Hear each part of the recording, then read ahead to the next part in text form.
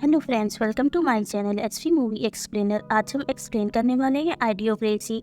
ये मूवी 2006 में रिलीज हुई थी। मूवी की स्टार्टिंग में हमें एक आर्मी कैंप दिखाया जाता है जहाँ पे कुछ सोल्जर्स बैठे होते हैं और तभी हम यहाँ पे एक आर्मी ऑफिसर को देखते हैं और वो अपने सभी सोल्जर्स को बता रहा था कि हमारी टीम में जितने भी अच्छे पायलट और अच्छे सोल्जर्स हैं हम उनका यूज नहीं कर पाते हैं, क्योंकि हमारे एरिया में यानी कि हमारे बीच में कोई भी ऐसी फाइट नहीं होती जिनमें कि हम सोल्जर्स का यूज़ किया जाए। और जब हमारे पास समय होता है उन सोल्जर्स और पायलट का यूज़ करने का, तो तब तक कि वो सोल्जर्स या पायलट रिटायर हो चुके होते हैं। इसीलिए हम लोगों ने एक एक्सपेरिमेंट किया है और इसी एक्सपेरिमेंट के बारे में ये ऑफिसर अपने सभी सोल्जर्स को बता रहा होता है। और उस एक्सपेरिमेंट में हमने एक चैम्बर बनाया है और उस चैम्बर के अंदर एक इंसान को लेटाया जाएगा और वो चैम्बर फिर बंद हो जाएगा जिसमें कि वो इंसान फ्रीज हो जाएगा। और उस चैम्बर के अंदर जाने के बाद से उस इंसान की उम्र बढ़ेगी नहीं और जिस उम्र में वो उस चैम्बर के अंदर गया होगा उसे जब बाहर निकाला जाएगा तब वो उसी उम्र में रहेगा। और जब हमें उस सोल्जर की जरूरत होगी तब हम उस चैम्बर को खोल करके उस सोल्जर को बाहर निकाल लेंगे। इससे ये हमारे स्ट्रॉन्ग सोल्जर्स का रिटायरमेंट भी नहीं होगा, वो जरूरत पड़ने पे हमारा साथ भी देंगे। लेकिन तभी ये ऑफिसर अपने बाकी के लोगों से कहता है कि लेकिन अभी तक हमने उस एक्सपेरिमेंट को किसी भी ह्यूमन के ऊपर ट्राई नहीं किया है और उस एक्सपेरिमेंट को ह्यूमन के ऊपर टेस्ट करने के लिए 2 लोगों की जरूरत है। और इसीलिए ये ऑफिसर अब अपने आर्मी कैंप पे ही लोगों से पूछ रहा होता है कि कोई इस एक्सपेरिमेंट को करने के लिए रेडी है। लेकिन यहाँ पे जितने भी सोल्जर्स मौजूद होते हैं वो लोग हाथ नहीं उठाते हैं। तभी हम यहाँ पे एक और सोल्जर को देखते हैं जिसका नाम जॉय होता है और जॉय इस एक्सपेरिमेंट को करने के लिए रेडी हो जाता है। वहीं जो जिसकी कोई फैमिली नहीं थी और वो हर एक चीज में काफी लेजी रहता था, उसे अपनी लाइफ में ज्यादा इंटरेस्ट नहीं था, इसलिए वो इस एक्सपेरिमेंट को करने के लिए रेडी हो जाता है। जिसके बाद इन्हें एक लेडी और मिल जाती है जो इस एक्सपेरिमेंट करने के लिए रेडी हो जाती है। और ये लड़की जो कि लोगों को बेवकूफ बनाने में काफी ज्यादा माहिर थी। और यहाँ के ऑफिसर ने इन दोनों को इसीलिए चुना था क्योंकि अगर इनका एक्सपेरिमेंट फेल हो जाता है या उसमें कोई भी खराबी हो जाती है तो फिर इन दोनों के बारे में पूछने वाला कोई भी नहीं था, क्योंकि इन दोनों की फैमिली नहीं थी। इसलिए अगर ये लोग मर भी जाते तो उन्हें कोई भी दिक्कत नहीं होगी। जिसके बाद जॉय और उस लेडी को अब एक्सपेरिमेंट रूम में ले आते हैं जहाँ पे हम उन्हें स्लीपिंग चैम्बर को देखते हैं। और ये स्लीपिंग चैम्बर में अब जॉय और उस लेडी को लेटा दिया जाता है और उन्हें सोने के लिए कहते हैं। लेकिन तभी हम उस लेडी को देखते हैं और वो इस चैम्बर के अंदर जाने के बाद काफी ज्यादा डर रही होती है, इसीलिए वो उस चैम्बर से बाहर आने लगती है। तभी जॉय इस लेडी को समझाता है और उससे कहता है कि तुम डरो नहीं, इस चैम्बर में कुछ भी नहीं होगा। हमसे पहले ये एक्सपेरिमेंट चालू रूप पे किया जा चुका है और ये एक्सपेरिमेंट सक्सेसफुल रहा है। इसके बाद वो लेडी इस स्लीपिंग चैम्बर में लेट जाती है और इन दोनों लोगों को सुला दिया जाता है और ये चैम्बर बंद कर दिया जाता है। फिर हमें कुछ दिन बाद का सीन दिखाते हैं और जो ऑफिसर इस एक्सपेरिमेंट को कर रहा था उस ऑफिसर को एक पुलिस पकड़ के ले जाती है और जिस जगह पे ये एक्सपेरिमेंट हो रहा था वो एक टॉप सीक्रेट जगह, उस जगह को गवर्नमेंट की ऑर्डर के थ्रू बुलडोजर से गिरवा दिया जाता है। तभी हम जॉय और उस लेडी को देखते हैं, ये दोनों अभी भी उस स्लीपिंग चैम्बर में ही होते हैं। और इसी तरीके से गवर्नमेंट को 2 बॉक्स मिलते हैं, लेकिन किसी को भी नहीं पता था कि इन 2 बॉक्स के अंदर कोई इंसान लेटे हुए हैं। और ये बॉक्स जो कि स्लीपिंग चैम्बर था और उसके अंदर सोने वाले लोगों को भी बाहर के बारे में कुछ भी नहीं पता चलता है। और अब ऐसे ही करके काफी सारे साल बीत जाते हैं और यहाँ पे रहने वाले लोगों की दिमाग की हालत ठीक नहीं रहती थी। इन लोगों को कुछ भी समझ में नहीं आता था। और अब ऐसे करके काफी टाइम बीत जाता है और अब हाल आता है 2505 का। और अब हम यहाँ के इंसानों को देखते हैं जो कि काफी ज्यादा पागल होते हैं। उन्हें कुछ भी नहीं समझ में आ रहा था कि वो लोग कर क्या रहे हैं। वो लोग हमेशा बेवकूफी वाली हरकतें करते रहते थे। उन्हें नहीं पता था कि इस अर्थ पे कैसे रहते हैं और कैसे सरवाइव करते हैं। जिसके बाद आगे से हमें वही स्लीपिंग चैम्बर दिखाए जाते हैं जिनके अंदर जॉय और एक लेडी होती है। अब ये चैम्बर एक कूड़े के ढेर पे पड़ा होता है। तभी एक कूड़ा गाड़ी वहाँ पे आती है और उस कूड़े के ढेर के ऊपर और कूड़ा गिराने लगती है, जिस वजह से उस कूड़े का एक पिरामिड सा बन जाता है। काफी ज्यादा बड़ा होने की वजह से वो कूड़ा बिखरने लगता है और उसमें से एक चैम्बर जो कि नींद रखता हुआ एक आदमी के घर में घुस जाता है।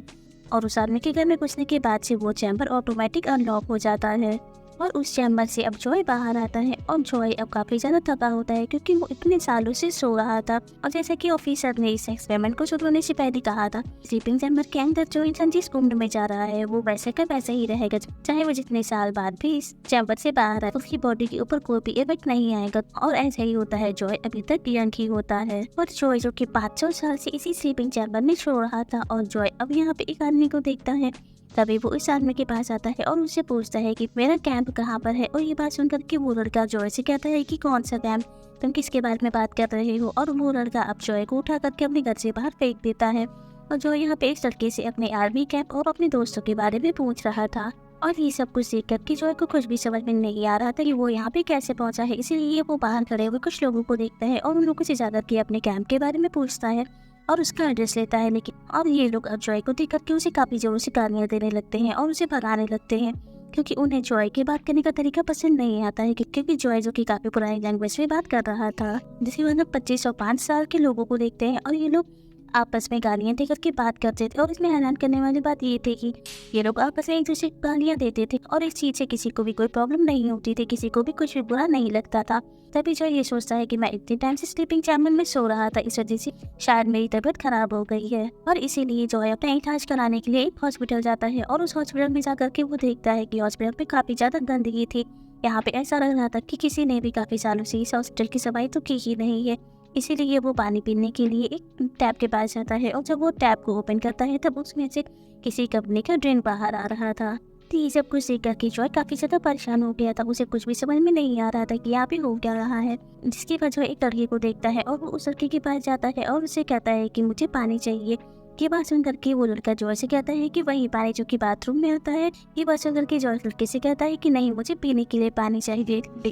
और वो लड़का जॉय की बात सुन करके हंसने लगता है और यहाँ से चला जाता है। जॉय अगेन से ये सब कुछ देख करके काफ़ी ज़्यादा हैरान होता है। तभी वो अपना चेकअप कराने के लिए डॉक्टर के पास जाता है और वो डॉक्टर को जैसे ही अपना हाथ पकड़ाता है तभी उसकी नज़र पास पर रखी हुई एक मैगजीन पे जाती है और उस मैगजीन पे जब वो डेट नोटिस करता है तब उसे पता लगता है कि ये साल जो कि 2505 चल रहा है। और उसे अब ये बात समझ में आ गई थी कि वो 2005 में उस स्लीपिंग चैम्बर में गया था और अब 500 साल हो गए हैं। 500 साल बाद वो उठा है और उस स्लीपिंग चैम्बर से वो बाहर आया है। और ये चीज़ करके वो काफ़ी ज़्यादा हैरान होता है। तभी वो अब पास में बनी हुई एक विंडो को ओपन करता है और वो बाहर का नज़ारा देखता है तो उसे पूरा कंफर्म हो जाता है कि वो 500 साल आगे आ चुका है और अब ये साल 2505 का चल रहा है। तभी हम उस डॉक्टर को देखते हैं जो कि जॉय का इलाज कर रहा होता है और वो डॉक्टर जब वो जॉय के हाथ को नोटिस करता है तब उसे पता लगता है कि जॉय की बॉडी पे एक भी टैटू नहीं है। और इसीलिए ये डॉक्टर काफी जोर से चिल्लाने लगता है और यहाँ की पुलिस को वो इन्फॉर्म कर देता है, क्योंकि अब इस साल में हर एक इंसान के हाथों में एक टैटू हुआ करता था जिसमें उनका एक नंबर लिखा होता था और उसी नंबर से हर एक इंसान की पहचान हुआ करती थी। और यहाँ पे पुलिस आती है और वो जॉय को पकड़ लेती है और फिर वो पुलिस जॉय को एक मशीन के अंदर हाथ डालने के लिए कहती है ताकि उसके हाथ पर उसे उसका नंबर मिल जाए और उसे उसकी पहचान हो जाए। जिसके बाद जॉय अब अपने सामने लगी हुई मशीन को नोटिस करता है जिसमें वो मशीन अब जॉय से पूछ रही थी क्या तुम्हारा ये नंबर है, जिस पर जॉय उस मशीन से कहता है कि नॉट श्योर।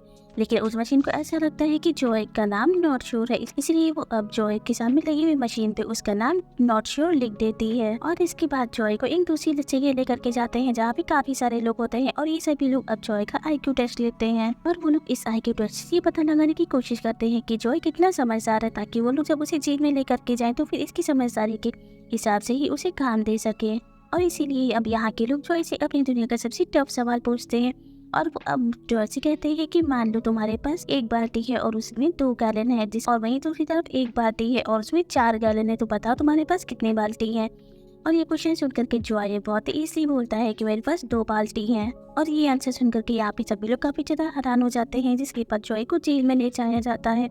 यहाँ पे जॉय अब पुलिस वाले को बेवकूफ बना करके यहाँ से भाग जाता है और तभी हम उस लेडी को देखते हैं जो कि जॉय के साथ स्लीपिंग चैम्बर में होती है और वो भी इन स्लीपिंग चैम्बर से बाहर आ चुकी थी और इस लेडी का नाम रीटा होता है। वो लड़की जो कि पास में भी लोगों को बेवकूफ बना करके उनके पैसे लूटती थी अब तो रीटा इस समय में भी आकर के लोगों को बेवकूफ बना करके उनके पैसे लूट रही थी। वहीं जॉय जो कि अब उस जेल से भागते हुए अकीब से उसी आदमी के घर आ जाता है जिस घर में उसका स्लीपिंग चैम्बर होता है। जॉय अब उस लड़की से कह रहा कि जिस समय से मैं यहाँ पे आया हूँ उस समय लोगों ने टाइम टेबल मशीन बनाई थी और ये टाइम टेबल मशीन जिस जगह में बन रही थी उस जगह के बारे में तुम्हें कुछ मालूम है। तो वो आदमी जॉय से कहता है कि हाँ मुझे मालूम है कि ये मशीन कहाँ पे बन रही थी। तभी जॉय उससे कहता है कि तो प्लीज मुझे उस जगह का एड्रेस बताओ, मुझे वहाँ पे जाना है।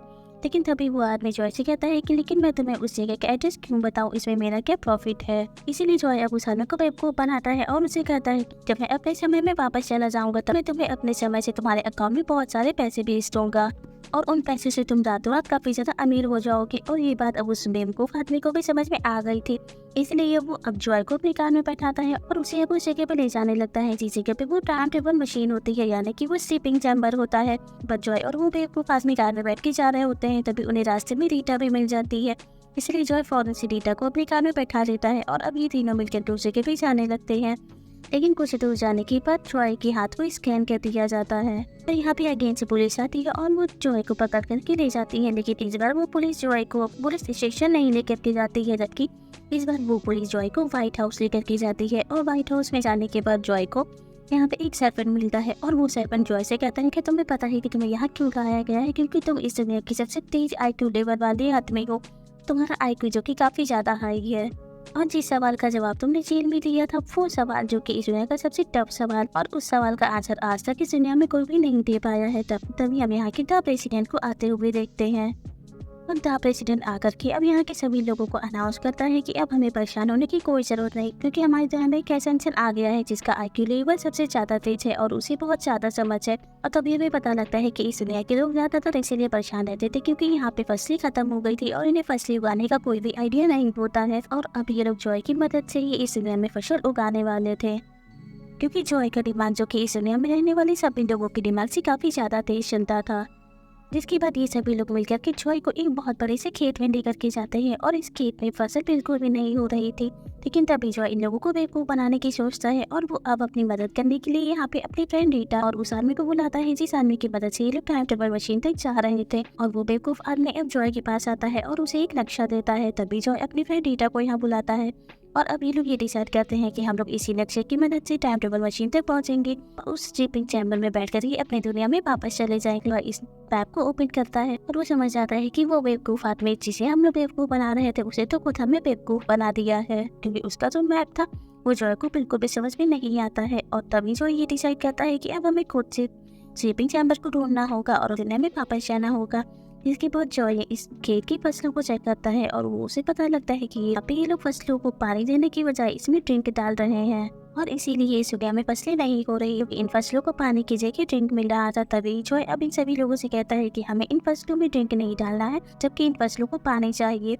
लेकिन इस दुनिया में कोई भी पानी नहीं पीता था, जबकि यहाँ पे सभी लोग ड्रिंक पीते थे। यहाँ तक कि यहाँ के बच्चे और बूढ़े सभी लोग ड्रिंक पीते थे, यहाँ पे पानी कोई भी नहीं पीता था। लेकिन यहाँ पे जितने लोग भी होते हैं वो लोग जॉय के बात मानने के लिए तैयार ही नहीं होते हैं और उनसे कहते हैं कि नई फसलों को पानी नहीं चाहिए, उन्हें ड्रिंक ही चाहिए, हम लोग ड्रिंक ही डालते हैं। लेकिन तभी जो एक आदमी से बात करता है और उनसे कहता है तुम मेरी बातों को समझो, फसलों को पानी चाहिए ड्रिंक नहीं। लेकिन वो लोग उसकी बात मानने के लिए तैयार ही नहीं होते हैं। लेकिन तभी जो इन लोगों को बेवकूफ़ बनाने के लिए इनसे कहता है कि मैं फसलों से बात कर सकता हूँ और फसलों ने मुझसे खुद कहा है कि हमें पानी चाहिए।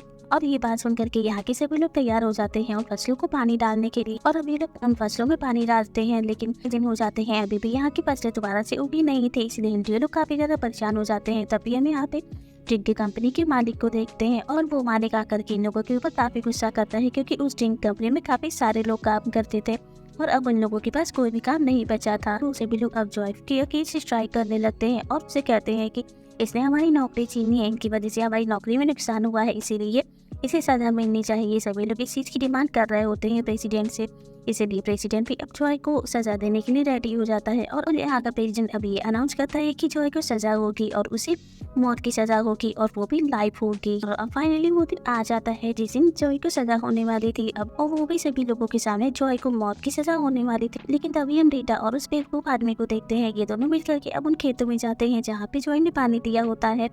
और वो नोटिस करती है कि अब इन खेतों में छोटे छोटे पौधे उगना शुरू हो गए हैं, क्योंकि इनमें पानी डाला गया था। इसीलिए रीटा अब फौरन से एक कैमरामैन के पास जाती है और वो अब इस कैमरे को यहाँ पे लाइव ऑन करके छोड़ जाती है। इसके बाद इस दुनिया के सभी चैनलों पे अब ये न्यूज लाइन चलने लगती है, जिन फसलों को पानी मिला है उनमें अब पौधे आना शुरू हो गए हैं। जब इस दुनिया के सभी लोग इस वीडियो को लाइव देखते हैं तब वो लोग काफी ज्यादा खुश हो जाते हैं और इसी वजह से जॉय की सजा भी अब माफ हो जाती है और सभी लोग काफी ज्यादा खुश होते हैं कि जॉय की वजह से अब इस दुनिया में फसलें उगने लगी हैं। तभी जॉय अब रीटा के पास जाता है और उसे कहता है कि अब हमें टाइम टेबल मशीन ढूंढ करके अपनी दुनिया में वापस जाना चाहिए। लेकिन तभी रीटा जॉय से कहती है कि नहीं, मुझे इस दुनिया में काफी ज्यादा अच्छा लग रहा है और हमें इस दुनिया से वापस नहीं जाना चाहिए। तभी हम यहाँ के प्रेसिडेंट को देखते हैं और वो प्रेसिडेंट अब यहाँ पे अनाउंस करता है कि जॉय को यहाँ का वाइस प्रेसिडेंट बना दिया जाए। लेकिन तभी जॉय उस प्रेसिडेंट से कहता है कि नहीं, मैं यहाँ पे नहीं रहूँगा, मुझे अपने दुनिया में वापस जाना है।